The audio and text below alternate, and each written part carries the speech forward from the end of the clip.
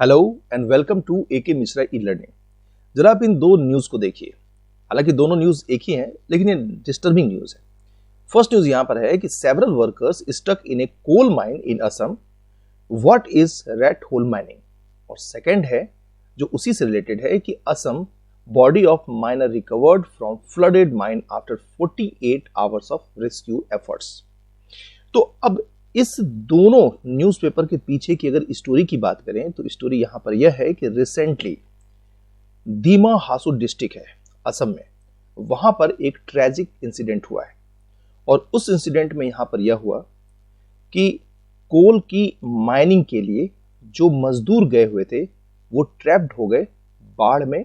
जो बाढ़ का पानी था वहां पर, मतलब माइनिंग के अंदर जहां माइन कर रहे थे वो, उसके कारण कई मजदूर वहां पर फंस गए, जिनके बचे रहने की अब जो संभावना है वो काफी कम हो गई है। अब यहां पर जो कोल की माइनिंग हो रही थी, तो किस तरह की माइनिंग हो रही थी, किस तरह का वो प्रैक्टिस है, और प्रैक्टिस है रेड होल माइनिंग। तो ये फिर से एक बार वापस आ गया है। तो हम इस वीडियो में जो टोटल डिस्कस करेंगे या ओवरऑल हम डिस्कशन करेंगे वो करेंगे रेड होल माइनिंग पे। तो यहां पर फर्स्ट है कि what is rat hole mining. तो देखिए, यह एक मेथड है, ऑब्वियस है किसका मेथड है, तो कोल एक्सट्रैक्शन का है, जिसमें क्या किया जाता है कि इसमें कोयले को निकालने के लिए जो गड्ढे किए जाते हैं वो काफी नैरो होता है, और जो टनल बनाए जाते हैं वो हॉरिजॉन्टल टनल होता है on the ground, into the ground, जो कि आप यहां पर देख रहे हैं। यहां पर ये हम देख रहे हैं, यहां ये देख रहे हैं, तो यहां पर इस तरह के हॉरिजॉन्टल टनल होते हैं।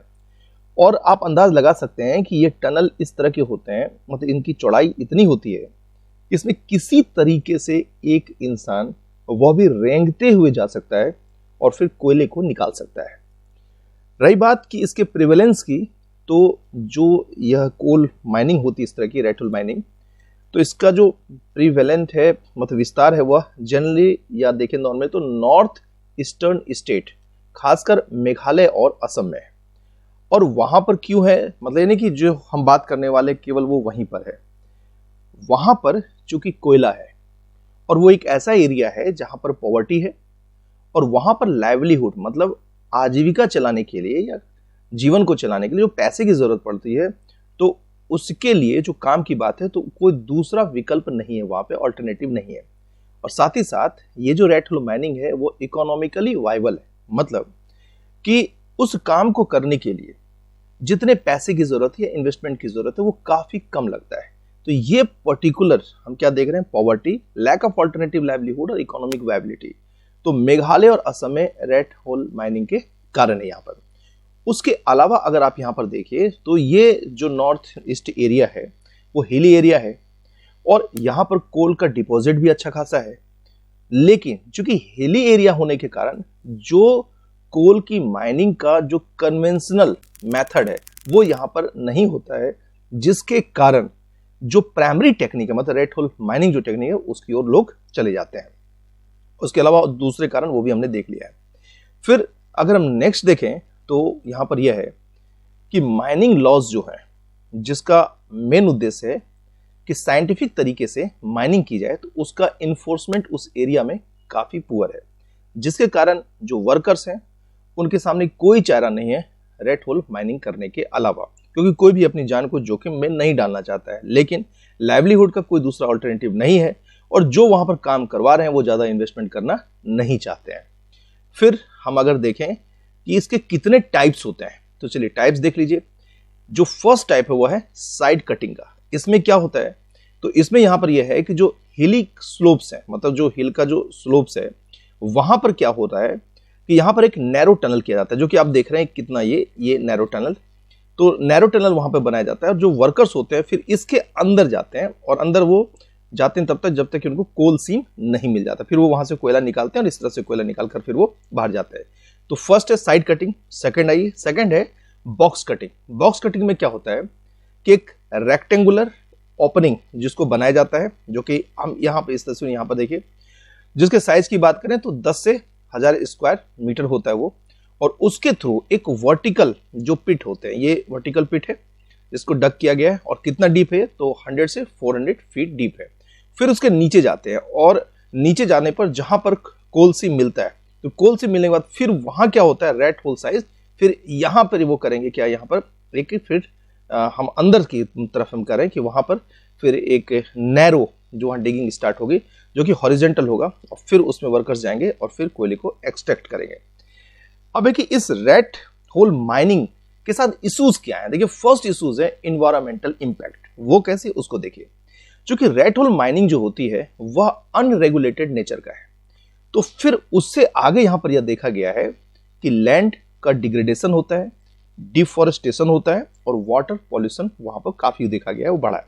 जिसके एग्जांपल है यहां पर कि रिवर्स हैं दो, लूखा और मयांतु। तो ये मयांदू और लूखा ये दोनों रिवर ऐसे हैं जिसका नेचर काफी चेंज हो गया और काफी ये एसिडिक हो गए, जिसके कारण इक्वेटिक लाइफ का वहां पे सस्टेन करना काफी मुश्किल हो गया है। और उसका कारण है कि यहां पर हाई कंसंट्रेशन है सल्फेट का, आयरन का और टॉक्सिक हैवी मेटल्स का। और इसमें आप आगे देखिए, इसी नदी देखिए कैसे नेचर इसका, कैसे नेचुरल कलर इसका चेंज हो गया और ये हो गया डार्क ब्लूइश टिंट, जिसके बारे में जो इन्वायरमेंटलिस्ट है वो ये कहते हैं कि यह ऐसा इसलिए हुआ है, मतलब इसका कलर इसलिए चेंज हुआ है क्योंकि जो कोल और लाइमस्टोन है उसकी माइनिंग हुई है, उसके अलावा सीमेंट का जो मैन्युफैक्चरिंग हुआ है, तो जो इस रिवर का कैचमेंट एरिया वो काफी ज्यादा उससे प्रभावित हुआ है, जिसके कारण ये जो रिवर है तो रिवर्स का क्या होगा, नेचुरल कलर उसका काफी चेंज हो गया जो कि डार्क ब्लूइश टिंट हो गया। उसके बाद सेकंड देखिए इशू वह क्या है, वह है हेल्थ रिस्क। हेल्थ रिस्क का मतलब है कि ऑब्वियस है रेड होल माइनिंग जहां पर होती है तो माइनिंग को देखें अगर, तो वहां प्रॉपर वेंटिलेशन नहीं है, स्ट्रक्चरल सपोर्ट नहीं है, सेफ्टी मेजर्स नहीं है, और वह इस तरीके से बना होता है कि वो कभी भी कोलैप्स कर सकता है, कभी भी वहां पर बाढ़ आ सकती है। मतलब कि जो आप अगर माइनिंग कर रहे हैं तो फिर उसमें नदी है और कोल है, तो अगर हल्की सी ये जो दीवार है जिसके कारण कि पानी यहाँ का रुका हुआ है उसमें हल्की सी चोट लगने पर अगर दरार सी होती है, फिर यहाँ से धीरे धीरे पानी यहाँ रिसना शुरू हो जाता है। उसके अलावा जो माइनर्स है, जो माइनिंग करते हैं, उनके लंग में इन्फेक्शन होता ही होता है, जिसका कारण है कोल डस्ट। फिर देखिए इशूज वह है सोशल प्रॉब्लम। सोशल प्रॉब्लम में क्या है, सोशल प्रॉब्लम यहाँ पर है कि चाइल्ड लेबर ये काफी ज्यादा यहाँ पर देखा गया है, और जो वर्कर्स काम करते हैं उनके पेमेंट की बात करें तो वह काफी कम रहता है। साथ ही साथ जो लोकल कम्युनिटीज हैं, अगर जहां पर वह रह रहे हैं और वहां पर अगर कोयला मिलता है तो फिर उनका वहां से डिस्प्लेसमेंट हो जाता है, यह भी एक बहुत बड़ा इशूज है, मतलब सोशल प्रॉब्लम्स। और फिर लीगल वायलेशंस। लीगल वायलेशन में यहां पर यह है कि एनजीटी मतलब नेशनल ग्रीन ट्रिब्यूनल उसने 2014 में ही रेड होल माइनिंग को बैन कर दिया। कारण वही है, यह जो इसका जो नेचर है वह है हजार्डस है और साइंटिफिक है, लेकिन उसके बावजूद भी बड़े स्तर पर इसकी प्रैक्टिस जारी है। अब बड़े स्तर पर प्रैक्टिस इसलिए जारी है, एक तो इस जो कोयले की डिमांड है वह बनी रहती है, दूसरी बात यहां पर यह है कि जो लोकल कम्युनिटीज है उनको इस रेड होल माइनिंग से इकोनॉमिक बेनिफिट होता है। तो अब यहां पर यह है कि ways to regulate rat hole mining, मतलब कैसे इस रेड होल माइनिंग को रेगुलेट किया जा सकता है। फर्स्ट है यहां पर स्ट्रेंथन लीगल इन्फोर्समेंट, मतलब कि जो mines and minerals development and regulation act 1957 है उसको स्ट्रिक्टली इस लॉज को इन्फोर्स किया जाए। उसके अलावा इलीगल माइनिंग एक्टिविटीज को पेनलाइज किया जाए और उससे जुड़े हुए जो इक्विपमेंट हैं उसको जब्त किया जाए।